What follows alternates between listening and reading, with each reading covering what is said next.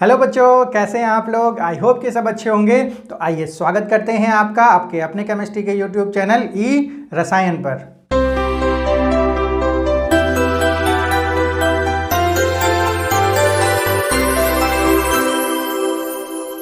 आज के सेशन में बच्चों हम लोग देखेंगे डिस्कवरी ऑफ न्यूट्रॉन के बारे में, डिस्कवरी ऑफ इलेक्ट्रॉन और डिस्कवरी ऑफ प्रोटॉन के बारे में। बच्चों हम लोग ऑलरेडी लास्ट सेशंस में बात कर चुके हैं, डिस्कशन कर चुके हैं। तो आइए बच्चों देखते हैं कि हमारी जो डिस्कवरी ऑफ न्यूट्रॉन है वो कहाँ से शुरू होती है। तो ईयर 1897 में हमारी डिस्कवरी हुई इलेक्ट्रॉन की, कैथोड रे पार्टिकल की। उसके बाद हमारा जो ईयर आता है 1919 में रदरफोर्ड ने बताया हमें प्रोटॉन के बारे में, जिसके काम को आगे बढ़ाया था वो थे हमारे साइंटिस्ट गोल्डस्टीन। तो अब बात आती है सन 1932 की, यानी 1919 के इतने सालों बाद ईयर 1932 में जाकर इस न्यूट्रॉन का पता चल पाया, इस सब एटॉमिक पार्टिकल का बच्चों पता चल पाया। तो किसने इसका पता लगाया? वो थे हमारे साइंटिस्ट चैडविक, जेम्स चैडविक। तो क्यों हमारा जो सब एटॉमिक पार्टिकल है न्यूट्रॉन, उसकी डिस्कवरी में इतना टाइम लग गया? क्योंकि बच्चों इस न्यूट्रॉन में हमारे पास कोई भी चार्ज अवेलेबल नहीं था, क्योंकि जो हमारा ये न्यूट्रॉन होता है इसके पास कोई भी चार्ज नहीं था। और जो हमारी डिस्चार्ज ट्यूब थी उसमें हम लोग चार्ज वाले जो पार्टिकल थे उसकी जो हमारी डिस्कवरी थी वो इजी थी। तो यहाँ पर जो क्वेश्चन खड़ा हुआ, हमारे पास जो क्वेश्चन आया, जिसके बारे में चैडविक ने बताया कि अगर हम लोग बच्चों हीलियम की और हाइड्रोजन की बात करते हैं, तो जो हीलियम का एटम होता है उसमें होते हैं 2 इलेक्ट्रॉन 2 प्रोटॉन,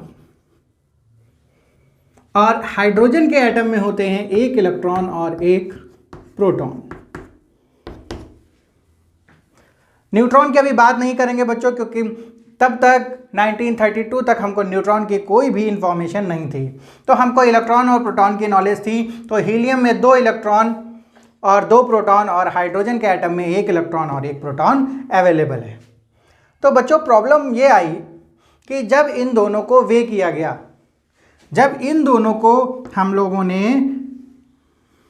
या चैडविक ने एक वेइंग मशीन से वे करते हैं, तो होता क्या है, ये जो हमारा हाइड्रोजन का एटम है और ये जो हमारा हीलियम का एटम है, तो बच्चों वे करने से पहले एक काम करते हैं कि जो हमारे इलेक्ट्रॉन है इसको इजेक्ट करा देते हैं, इसको इजेक्ट करा देते हैं। आराम से ये इजेक्ट हो जाएंगे, क्योंकि जो हमारा मेन मास का पोर्शन होता है, जिसमें मास होता है, वो हमारा प्रोटॉन है। एटॉमिक इलेक्ट्रॉन में भी बच्चों मास होता है, लेकिन ये कौन से होते हैं? ये ऑलवेज इन मोशन, यानी मोशन में रहते हैं। इसलिए हमारा जो प्रोटॉन का पार्ट होता है वो कंट्रीब्यूट करता है मास ऑफ एटम के लिए, अभी तक जहाँ तक हम लोगों को बच्चों इसकी जानकारी थी। तो जब इसके प्रोटॉन के एटम के जो प्रोटॉन को जब हम लोगों ने क्या किया, वे किया, तो यहाँ पर हाइड्रोजन के पास 1 प्रोटॉन था और हीलियम के पास 2 प्रोटॉन थे।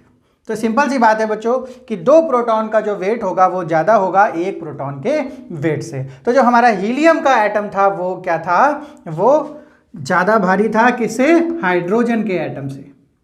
तो बच्चों यहाँ तक तो बात थी, ठीक थी। लेकिन अगर हम लोगों को इसको बराबर करना था, इक्वेट करना था, तो हमको 1 हाइड्रोजन का एटम यहाँ पर और बढ़ाना पड़ेगा। तो हम लोगों ने अब क्या किया, 1 हाइड्रोजन का एटम और बढ़ा दिया।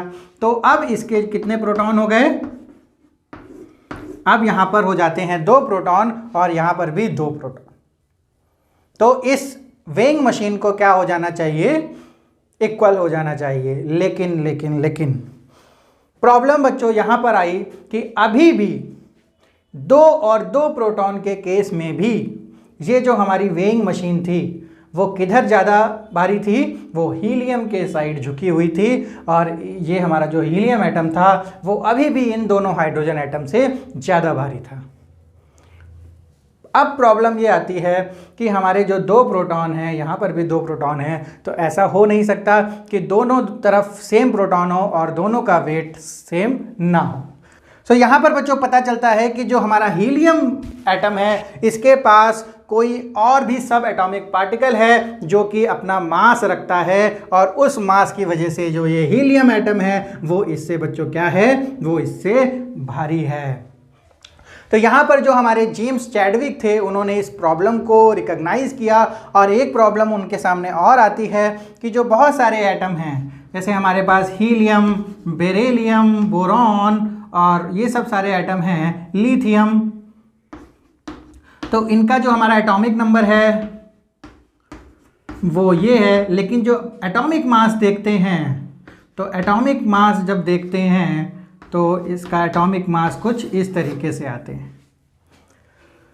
तो एटॉमिक वेट और एटॉमिक मास में ये जो डिफरेंस आया है, तो इस डिफरेंस की वजह क्या है, कौन सा जब सब एटॉमिक पार्टिकल है जो यहाँ पर एक्स्ट्रा है, तो इन सभी प्रॉब्लम्स को चैडविक ने रिकॉग्नाइज किया, और उसके सॉल्यूशन के लिए बच्चों इन्होंने किया एक एक्सपेरिमेंट, जिस एक्सपेरिमेंट के बारे में बच्चों हम लोग आइए डिस्कस कर लेते हैं।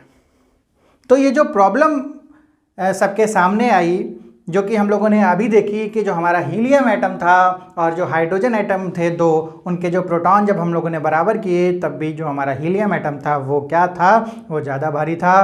तो इस प्रॉब्लम को दूर करने के लिए यहाँ पर इन्होंने एक एक्सपेरिमेंट किया बच्चों। यहाँ पर इन्होंने लिया अल्फा रेज, जो हमारा अल्फा पार्टिकल होता है, अल्फा पार्टिकल का इन्होंने बम्बार्डमेंट कराया, किस पर, जिन एलिमेंट या जिन एटम पर इन्होंने प्रॉब्लम देखी थी, जैसे हमारा लिथियम था, बेरिलियम था, हीलियम था और हमारा बोरॉन था, तो उनको ही यहाँ पर इन्होंने एक्सपेरिमेंट में लिया है। तो सपोज कर लेते हैं बच्चों, यहाँ पर उन्होंने सबसे पहले क्या लिया होगा, बेरिलियम लिया होगा। तो बेरिलियम का एटम इन्होंने लिया, उस पर अल्फा पार्टिकल की बम्बार्डमेंट कराते हैं, तो यहाँ पर बच्चों कुछ रेडिएशन निकलती है।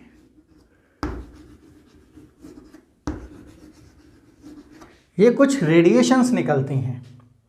तो इसका मीनिंग क्या होता है, ये जो हमारी रेडिएशन है, जब इसको जब चैडविक ऑब्जर्व करते हैं तो यहाँ पर दो कंक्लूजन निकलते हैं बच्चों। जो पहला कंक्लूजन निकलता है, पहला कंक्लूजन ये निकलता है कि जो हमारा ये रेडिएशन है ये डिडंट हैव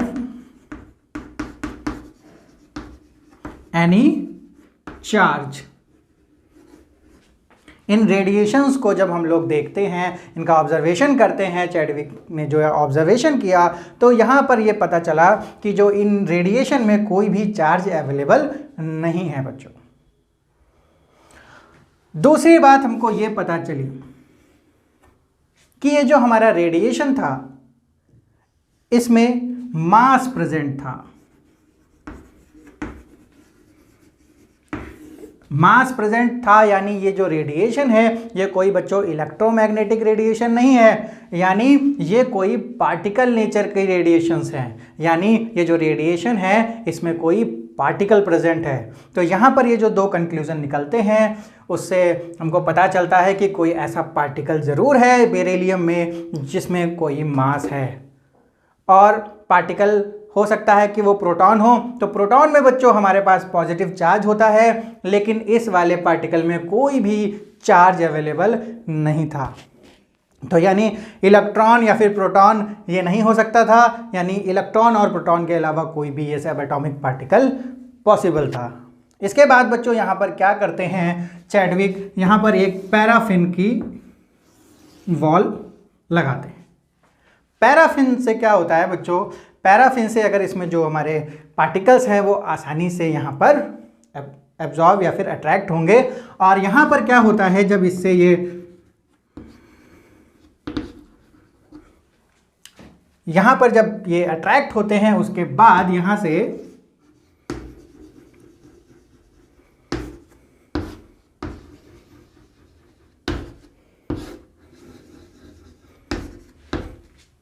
इस पैराफिन से कुछ प्रोटॉन्स जो होते हैं वो इजेक्ट होने लगते हैं।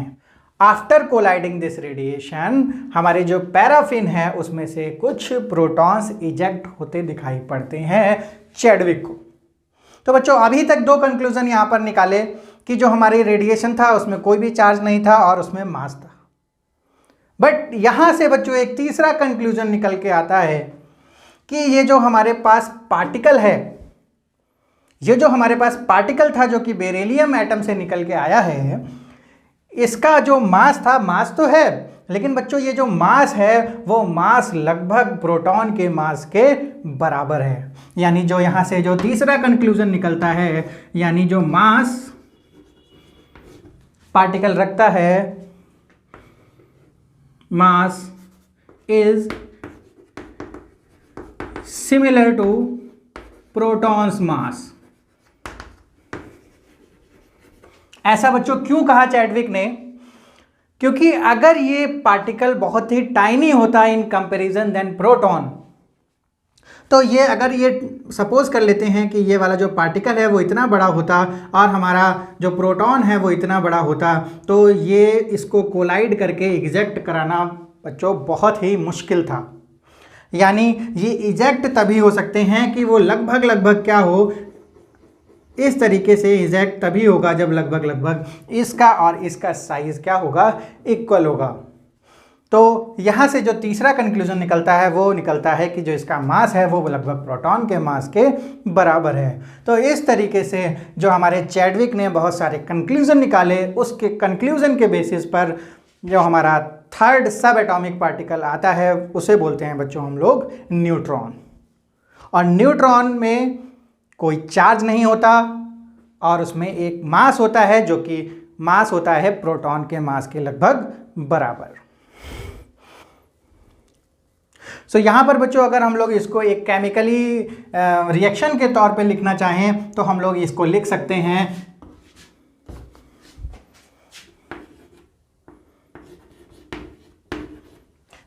बच्चों, ये हमारा हीलियम एटम है और helium is the source of alpha particle. जब इसमें से इलेक्ट्रॉन इजेक्ट हो जाता है तो ये हमारा अल्फा पार्टिकल कहलाता है। और यहाँ पर हम लोगों ने बेरिलियम का एटम लिया था तो हम लोग यहाँ पर बेरिलियम लिख लेते हैं। बेरिलियम का एटॉमिक नंबर 4 होता है और एटॉमिक मास 9 यूनिट्स होता है।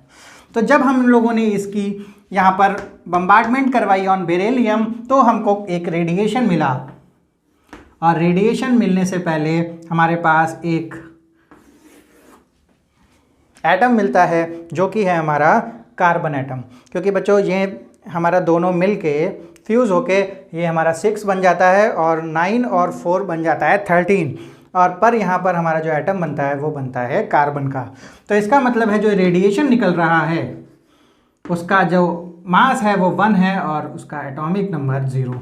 तो ये वाला जो पार्टिकल है उसकी रेडिएशंस हमारी ये होती हैं। तो हम लोगों ने इसको बच्चों बोला क्या, अपना न्यूट्रॉन, जिसमें कोई भी चार्ज अवेलेबल नहीं है, केवल और केवल मास अवेलेबल है। तो बच्चों इसके ही बेसिस पे चैडविक ने 1932 में एक सब एटॉमिक पार्टिकल न्यूट्रॉन की डिस्कवरी की। तो बच्चों आई होप कि आप लोगों को ये जो एक्सपेरिमेंट था चैडविक के द्वारा जो किया गया था ये आपको पूरा बच्चों समझ में आ गया होगा। तो अब मिलते हैं बच्चों अपने नेक्स्ट सेशन में, जहां पर हम लोग बात करेंगे कुछ एटॉमिक मॉडल्स की और समझेंगे बच्चों कि किस तरीके से जो हम लोग इमेजिन करते हैं अपने एटम की कि हमारा जो इलेक्ट्रॉन है, प्रोटॉन है और न्यूट्रॉन है वो किस तरीके से एटम के अंदर रिजाइड करता है, रहता है। वो सब बातें करेंगे बच्चों हम लोग अपने नेक्स्ट सेशन में। Till then bye bye. और अगर इस चैनल को सब्सक्राइब नहीं किया है बच्चों तो चैनल को सब्सक्राइब कर लीजिए और वीडियो को कर दीजिए लाइक। मिलते हैं अपने नेक्स्ट सेशन।